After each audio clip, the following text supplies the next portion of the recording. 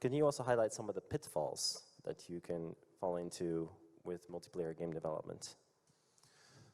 Yes, to me there are three main pitfalls. The first one is definitely the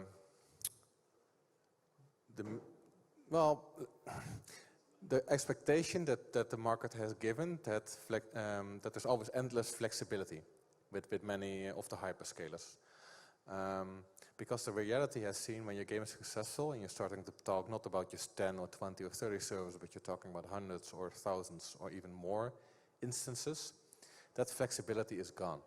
So in my experience, that's no difference if you have a large game between 10 years ago when you're also still dealing with infrastructure providers, talking about commitment spends and everything. So the biggest pitfall in my eyes, don't put all your eggs in one basket. At the very least, work with multiple hyperscalers, so you can always de-risk your game and de-risk the fact that one party might try to squeeze you based on the fact that you have everything in one basket. That's definitely my number one point. The second part is what I mentioned in the very earlier of the conversation is that in regards to game design, there was not much thought put into what should I do on my server, what should I do on my client in terms of verification. So we've seen examples in the past where the server was enormous, 20, 30, 40 gig plus builds, requiring the most expensive possible CPUs to run. So in the end, the cost per player when they were launching was extreme.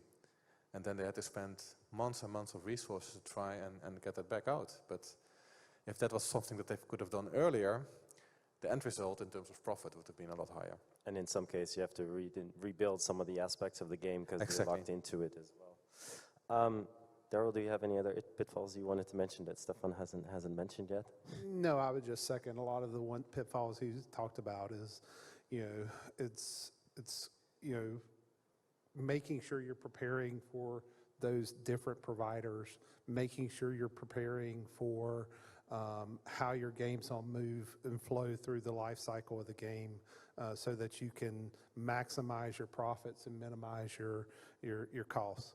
So, making sure that you're mixing up those provider contracts even.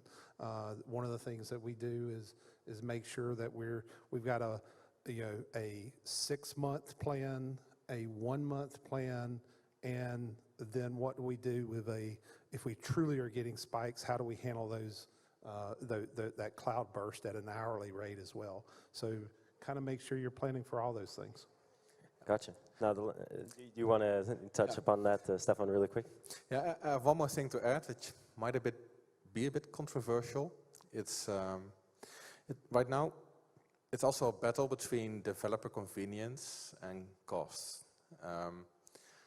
I see that especially in the early stages of the development lifecycle, where everyone is married to the fact that, the hyperscalers offer a lot of convenience.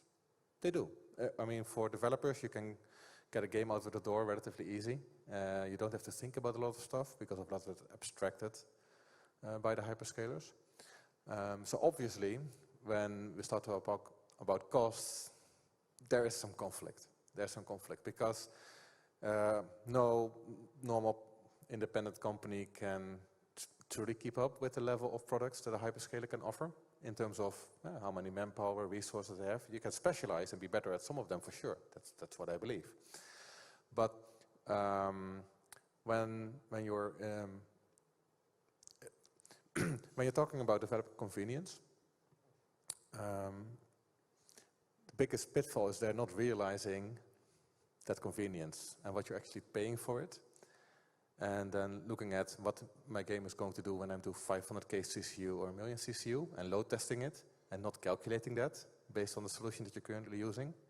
That's in my eyes something we've seen it so often. And then when the game is launched, you have no time. You have no time to switch. I think one important aspect of this as well is what you see, and it's a choice in my opinion, is are you going to choose for the inconvenience of building in, or are you going to choose for the convenience of maybe having a bit more personalized service with a smaller provider? Exactly. That's also another key thing.